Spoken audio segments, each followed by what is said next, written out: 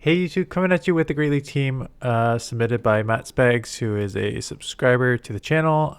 So the team is Feraligatr, Primeape, SANDSLASH. So a very glassy but a very spammy team. The write-up says, someone in your comments mentioned trying to figure out when to use Shadow versus non-Shadow, and I think this team is a good example. Non-Shadow Feraligatr being the main focus. It's much bulkier and still hits hard to chip, grab shields, or take out Pokemon. You can take the lead on almost anything or come in with either SANDSLASH or Primeape to farm up energy after Feraligatr gets taken out. Non-Shadow SANDSLASH is also way better than its Shadow version this season due to the plethora of Mudslap users that would take it out immediately. Its unique typing and decent bulk without the Shadow allow it to really take advantage of plus matchups and come out with a ton of energy without wasting shields. As for Primeape, I was originally using it on another team as a lead and had some success, but kept running to Wiggly or Talonflame leads, which was super annoying. However, as a stay swap, it is way better than I thought it would be. Primeape threatens big time with close combat and can either take or grab shields with its spamminess. And if it does draw out something like a Wiggly or Jumpluff, it can still chip. Then you can come back in SANDSLASH to punish it. Hope this helps. Anyone trying to figure out how to build around them, because they all play differently and everyone has a unique role. Okay, so did not expect this to be a Shadow versus non-Shadow, but I did notice, like right off the bat, I did notice the non-Shadow on the Feraligatr and SANDSLASH. Like a lot of people do use the Shadows on them. I think their points are fair. So the question will always come down to, does one Hydro in the claws take out some Pokemon that you will now need to throw two Hydros to take out Pokemon with the non-Shadow? So what's the trade-off there? And then on the other end, what's the trade-off on the damage you're taking? And SANDSLASH, same thing. You're not usually one-shotting. For SANDSLASH, you're not usually one-shotting anything with Ice Punch Drill Run. It's mostly a two-parter, like 2 Drill Runs, 2 Ice Punches. So now the question is, do I need a third, or can I just get away with the 2 with the non-Shadow? So let's take a look at the battles, see them in action, and go from there. So Dunsparce will resist the Shadow Claws and still hit you. Now with ease, so this is where I think you're probably at a disadvantage, because if this was the Shadow Feraligatr, you would take this out in 2 Hydros. And I don't think that's going to be the case here, and that's exactly what we're seeing here. But 1 Drill Run was not going to take you out as a Shadow, so it's still not going to take you out here. So if they take you out on the second and you do not take out on the second here, this is clearly a worse matchup for Feraligatr here. And there you go. That would have taken out if you were a Shadow. Now, you're in the yellow, so maybe a Drill Run and rollouts would have taken you out. But figuring that you need to throw that move. And they come as Zoom Roll. Yeah, this is tough because SANDSLASH doesn't really even have a great matchup with the Powder Snows. Chipped with the Rage Fist. Now, Ice Beam and Play Rough would be resisted, but going to assume they have a Hydro Pump here, and it is not. It's just a Play Rough. So kind of a waste of a shield, knowing that the Dunsparce may still have energy and we don't know what's in the back yet, but we'll see how this plays out. The bubbles are adding up. They are neutral. This is why it's kind of like a bad matchup, because although Ice Beam Play Rough is resisted, these bubbles are neutral, and you're doing, oh god.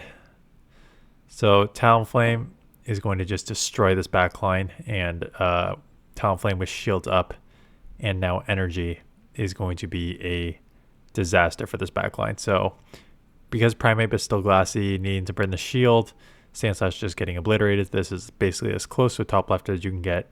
This backline has no play against Talonflame, and down a shield, it has even less. So it will be taken out here, and then you'll be incinerated down for the loss here. Guzzlord, so instant swap Primeape. They stay in a bit, and they eventually come Clodsire. So you do have like a Rage Fist advantage here, because you already got like 3 Karate Chops through. So now you're already at the second Rage Fist, and these are going to start adding pretty quickly. You will need to like take this to like the 2 shield if you want to try and flip switch here. But opting to let this go and take the Sludge Bomb, which means you're going to be taken out here with the Poison Sting. So you'll get a 3rd move off, which is almost... I mean, you need it because you can't farm down here. Maybe a slight undercharge there because you want to try and claw down, right? You want to come up with some energy on this Feraligatr. But opting to come SANDSLASH instead, And shield. See, I don't know about this because they're probably going to have an answer in the back to SANDSLASH. They should because they're already double weak to ice. And it's a Feraligatr, right? So the Powder Snows are resisted. Draw runs will be neutral. But yeah, they're going to have an answer to this. I feel like it would have been better. And so instant swapping this. You grabbed one shield on the drill run. They're going to chip you here. I would be surprised if they shield up anything. I feel like their lose con is shielding up this move. But we'll see what happens here. So throw in the Ice Beam. And it lands. So that does take out. And now they could... it's either shield this or shield up drill one. If you don't shield up this, yeah, you could take you low enough with those. And now you may be able to outspam. They are to move. Hydro, yeah, Shadow on non-Shadow is still probably enough to take out here. And we'll find out because here comes the second move. And look at that additional bulk coming through. Now, other end here. The other bulk to help you live here.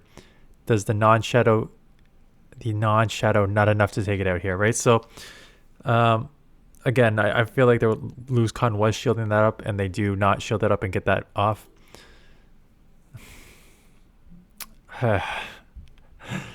So far, I'm not impressed with your analysis. It's not that your analysis is off. I just think in action versus some of these matchups, like I know for sure Feraligatr is the Shadow is ranked higher than the non-Shadow. It's only actually a few spots. So Feraligatr is the Shadow is at 5 and the non-Shadow is at 8. And SANDSLASH, you know what? The non-Shadow is actually ranked higher. Non-Shadow is 23 and the Shadow is 46. So, and what I think it comes down to is I can justify SANDSLASH for the reason that I mentioned before. You're never going to one-shot anything with Drill Run or Ice Punch anyways. So you almost always had to throw 2. So if you still, except for like Azumarils and stuff like that, which are way too tanky. We're talking just like neutral Feraligatrs, stuff like that. So you pretty much had to throw 2 anyways. So from a non-Shadow A/, to get the little bit of extra bulk and still probably needing 2 in most case scenarios means that the SANDSLASH non-Shadow is better. However, Feraligatr just seems like with the claws and the Shadow, with the Shadow claws and the Hydro Cannon, having that Shadow damage will allow you to take opponents out in 1 move, or in Dunsparce's case, 2 moves where you could not take it out. So I feel like the Shadow is probably better on Feraligatr, but let's still play it out. Primeape I'm fine with, like Shadow or non-Shadow. It's so glassy anyways, and it hits so hard. You're going to grab shields almost immediately anyways. Not even going to bait with the Ice Beam, just going straight Hydro. And trying to throw before they get to a move, but they get to a move. We're going to try and grab the second shield. Shadow Dragonite is just like the glassiest Pokemon ever in the Great League. So knowing that you can probably grab a second shield here, opting to shield the first one. And now they will farm down. The only problem is you can come SANDSLASH, but they will probably get to a superpower and you're going to have to burn a shield anyways. So you lose switch and you're going to be down shield and you're going to be even shields. But they give up switch, not wanting to just wait around for you to farm on them. Getting to a crunch. Oh no, just an Aquatail. Getting to the drill run. Now, do you just Powder Snow down? Yep. Now we gotta see what's in the back because they should have an answer to ice in the back when you have a Dragonite on the front. Oh, come on, people. Well, I think, in theory, a water Pokemon should be an answer to an ice Pokemon, right? Because water will resist ice. So I get their logic. Unfortunately, you need to know the main meta. There's like only a couple usable ice Pokemon, and one of them is SANDSLASH. You got to watch like ice Pokemon. You got to watch out for SANDSLASH and Dugong. But even if you did like a quick search of ice on PvPoke, there's also a Aurorus up there. So I don't love that. And they have a ton of energy coming out. Brine, garbage as it is. I don't even care that you're non-Shadow. Brine is just garbage. Probably enough the non-Shadow helped you there to live, but Brine's just so bad. So take it out with a Ice Punch. Okay, non-Shadow Feraligatr against a non-Shadow SANDSLASH. So here we go. As a Powder Snow, so advantage you. You're both getting to the moves in 5. Looks like you win CMP as well. Actually, no, you get to the moves quicker. They're going in 6 to draw run. So even if they bait, you're okay here. So they do not bait. They go straight for the draw run and then try to come in with Marowak. And again, if you watched my videos before, Marowak is very, very scary because it is basically a 2-shield monster where you just like out shield anything. And here is your Mud Slap versus Powder Snow user, both hitting super effective against each other. So grab a shield on the Bone Club. Here comes the Ice Punch. You do not take it out, and they get to that move. If only we were a Shadow. I know, I'm just kidding. I'm not going to say that for every time. But coming in with Primeape to get ahead on 1 counter. Yeah, I like throwing this here because I don't want them to get a Body Slam off and then force a shield when you can just throw and reset here. And they do... Oh, do not take you. I was going to say, if they took Yoda, it would have been tricky, but they do not. So they're going to have to burn a shield here, which gives you an advantage. Now, Gastrodon has energy. And this thing will take you out, so you have to shield here. But you also need energy because... Oh, you do have energy. So close combat, nuke, should take this out. I was about to say, you need energy on this thing because for sure Gastrodon has energy. So we'll take it out there. Drifblim's a good lead with the claws doing super effective. Out comes Dunsparce and just immediately met with Primeape. So you can take 1 move. Again, I think you could probably even take 2 moves. Going to shield though. I don't know about that. Because you could live 1 and now after this close combat you cannot live 1. So you're honestly lucky they let go. Because they could have I don't know if they would have been able to pace you in the ending, but they could have grabbed your second shield if they wanted to.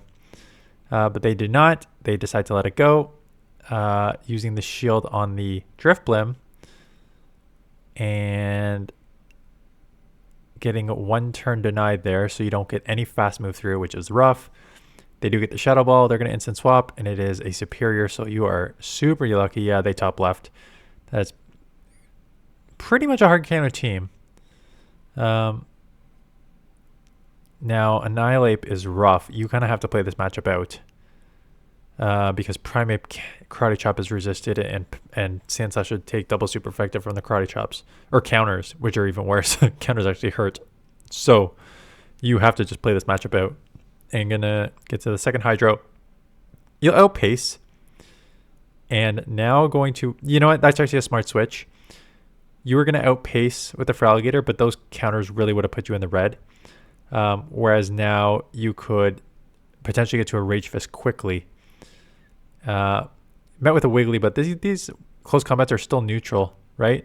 And now you have their SANDSLASH getting ahead on energy here. Not worried about any move, whatever. Everything's resisted. So come out with some energy here. And... they're thinking Bastiodon on the lead, double weak to ground here, so this will not take out. Is that all it does on a Bastiodon? Double weak? And then try to instant swap, which is... Sorry, did they come in a Bastiodon? Oh, they had no shield? Oh, I see what they were trying to do there. Okay. I was like, did they just really come into a Bastiodon into your...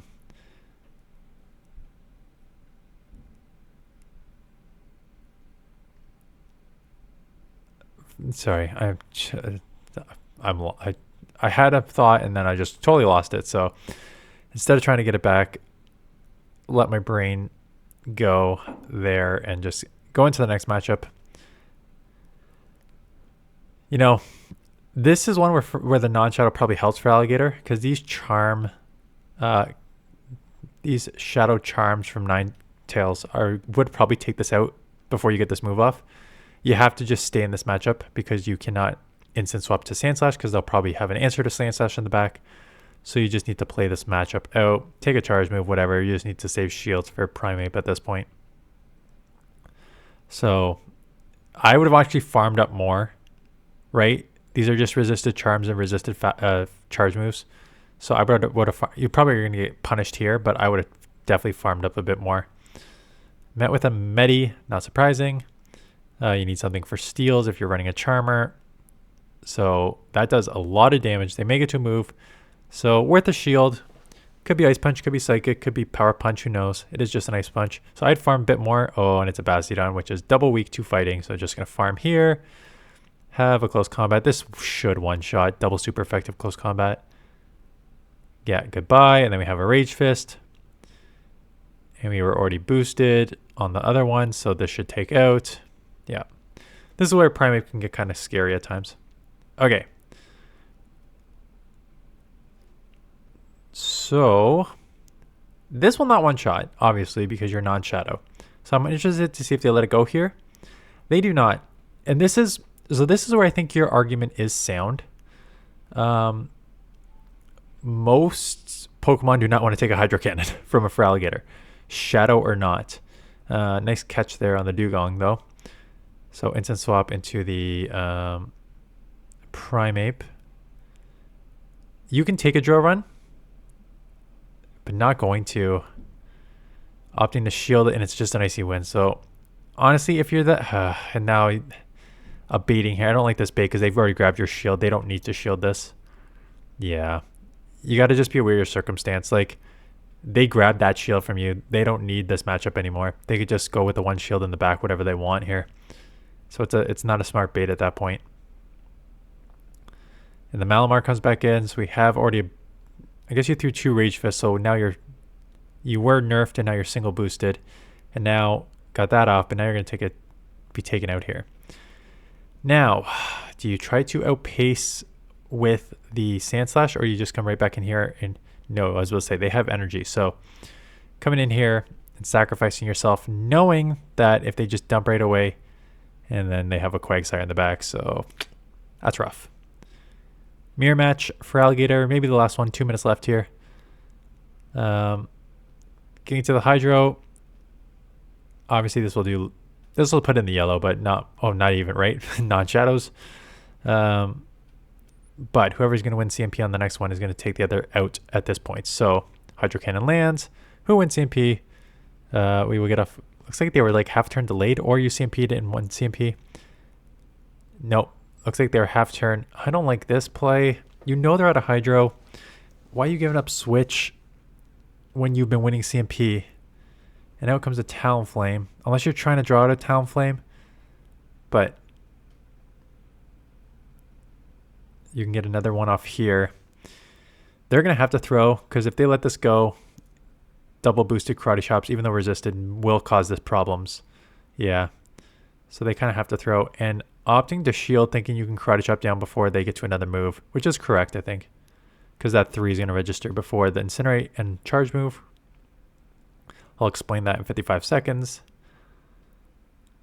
And threw blindly into a Drapion, which is unfortunate because this is resisted. But grabbing a shield anyways, and then the catch on the Feraligatr, which is kind of a nice catch. Now, what do you do? I think there's an argument. Maybe try and catch here. You don't? Yeah, nice catch. Really nice catch. I think this was the correct play on your part, and you farmed correctly because I'll talk about that in 25 seconds. So now Crunch will not take you out, but a Drill Run should take them out because Drill Run's super effective and they're already at 50%. So this should take out here. If not, like 1 Powder Snow. No, this should take out. And we're getting the leg. Okay. So 2 things happened. One on the Talonflame. So basically, they were 3 Karate Chops from being taken away, which is 2, 4, 6. And Incinerate is a 5-turn move, and then it takes 1 turn worth of move to activate a charge move. So by the time they activate the charge move, that Karate Chop that 3rd Karate Chop is going to register and take them out before they're able to land the charge move. That's why you were able to Karate Chop down there. And Drapion had energy. So if you came in with the Feraligatr, just would have farmed up a bit more and then thrown the move and taken it out. On SANDSLASH, there are multiple ways to catch on people. The one that I like is the one fast move and catch, but that's usually when you're in a matchup like coming out of a charge move. The other way is if your opponent is good at counting, they're going to try to maximize their energy. So basically what happened is the Drapion tried to maximize their energy by counting the SANDSLASH moves, and we're going to throw their move one before SANDSLASH got to its charge moves. So we did 4 Powder Snows, and then right before we got to the Ice Punch, Drapion was going to throw to try and take us out, or at least try to chip us. But being aware that they were trying to maximize their energy made the catch on the 4th there, on the before the 5th, because knowing that they were going to try to dump some energy before you got to your charge move. So good heads up play there on that one. I'm still not sold. I'm still not sold on these non-shadows. Again, I have a normal Primeape. I definitely have a normal Primeape. I'm fine with running normal Primeape. You're so glassy anyways, and close combat is going to nuke pretty much anything. That it doesn't seem like giving up more. I didn't even check Primeape. Let me check Primeape's rankings. But my assumption is that giving up more damage to you is not worth it. Yeah, non-shadow is 10 and regular is 20 and shadow is 22, which makes sense because you, again, close combat should nuke everything, and you're so glassy that to boost your close combat doesn't matter. Maybe boosting your Rage Fist may help you in like 1 or 2 matchups, but not for the amount of damage you are giving up. So non-shadow Primeape makes sense. Non-shadow SANDSLASH makes sense because, again, Shadow Ice Punch and Shadow Drill Run will never one-shot. You're almost always going to need 2 moves. Here, although you may need 3 moves sometimes in normal neutral situations, and by neutral situations I mean like your attack is neutral, and also you're not against like an Azumarill or Dunsparce that just has an insane amount of bulk. I don't think although you may need like 3 in some matchups, it's still probably 2 for the most, so that makes sense there. Again, I don't agree with Feraligatr just because you can probably go Claws and Hydros to the tune of 1 as opposed to needing a second Hydro in some cases, but you do take it more damage and you're already pretty glassy, so there's trade-offs. Yeah, but this is an interesting one. I could do like a more in-depth dive. I know people have written in the comments, and then you've kind of correctly identified here that people were asking about shadow versus non-shadow. So yeah, that's just my thoughts on it. Maybe we'll do a more in-depth dive at another time. So thanks for the submissions. Thanks for watching, and we'll keep these Great League submissions going. And then I'll hopefully get some Great League battles in this week that I can showcase my own battles. So that is it. Thanks for watching. See you guys in the next one.